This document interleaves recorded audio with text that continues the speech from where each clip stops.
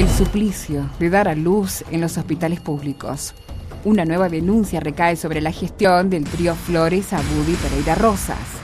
Jimena Trujillo es otra joven madre jujeña de origen humilde que denuncia al Hospital Pablo Soria por la negligente atención recibida.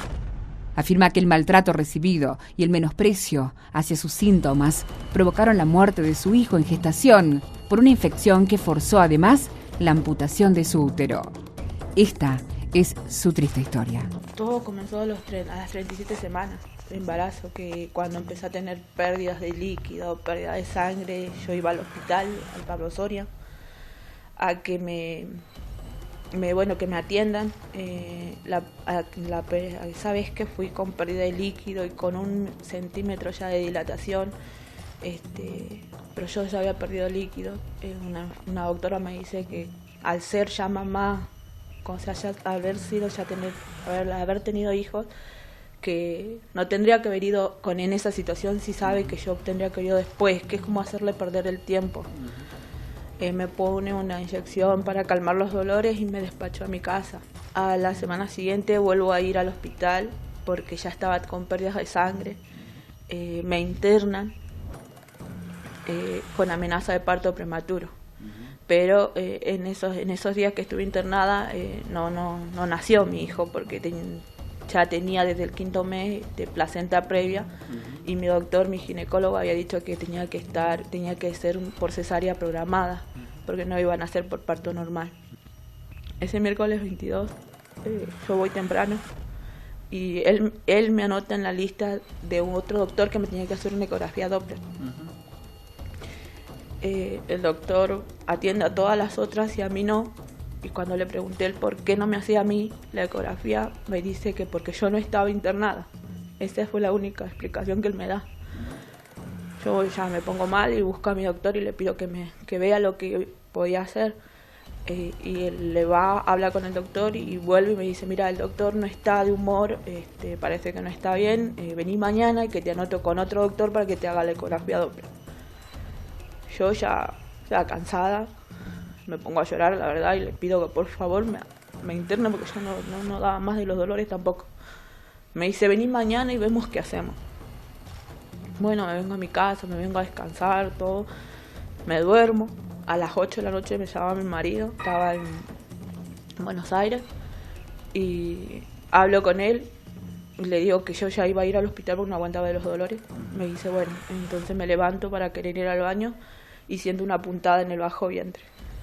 Cuando me siento, empiezo a ver sangre como si fuera una canilla.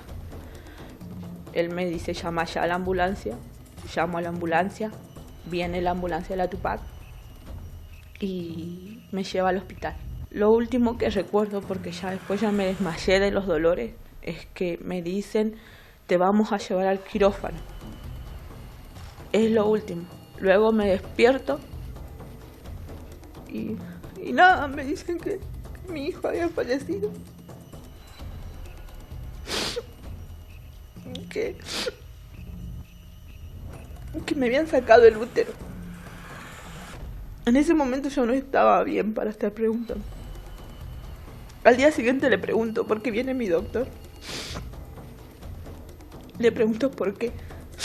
Y me dice que porque mi útero estaba infectado o infeccionado.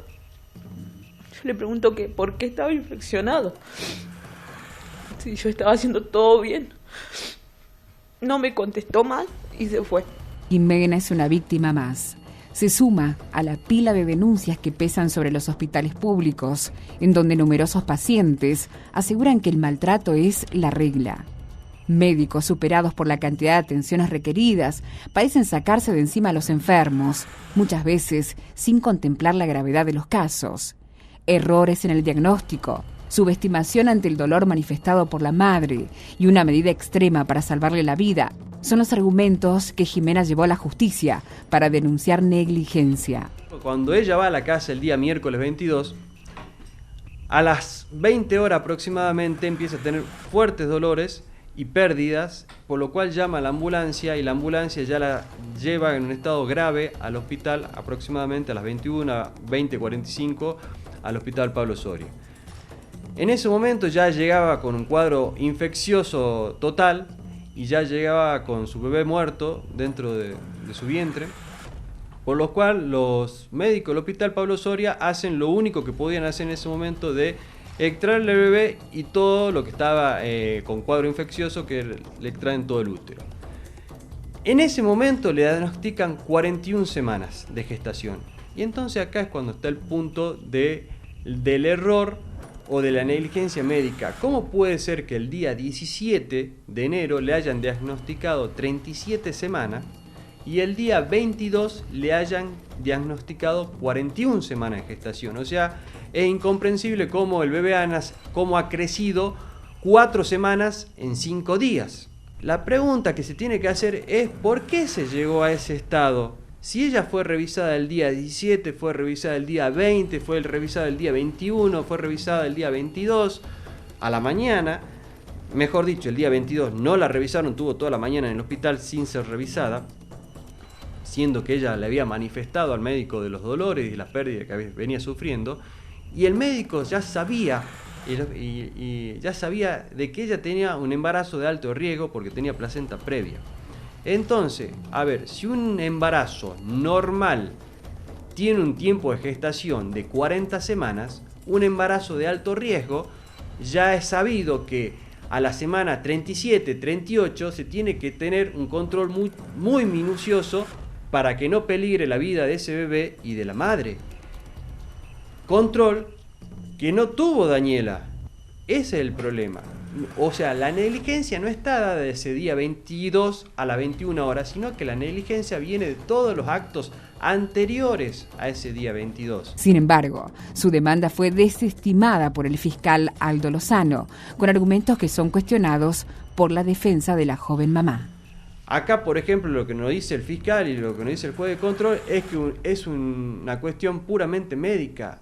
Y no, hay que ver todo el contexto de los hechos. O sea, sí, el médico ya el día 22 actúa en consecuencia por todo el estado de infeccioso que tenía y porque el bebé estaba muerto, pero hay que ver la falta de atención que ella sufrió los días previos, el error en el diagnóstico, la negligencia en cuanto a no haber controlado debidamente cuando ella ya había tenido un episodio en diciembre.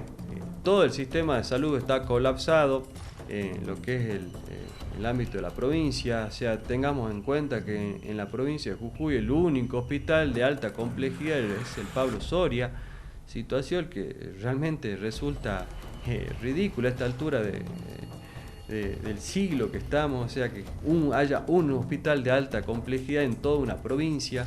Se ha inaugurado una maternidad sin elementos y sin profesionales acordes. Hay una responsabilidad, más allá de la responsabilidad, hay una responsabilidad cierta del Estado en cuanto a no brindar los elementos y las atenciones básicas a las personas que así lo necesitan. El caso deberá resolverse en instancias judiciales, pero lo cierto es que las denuncias se acumulan. Todas provienen de madres de origen humilde, a quienes este gobierno asegura representar.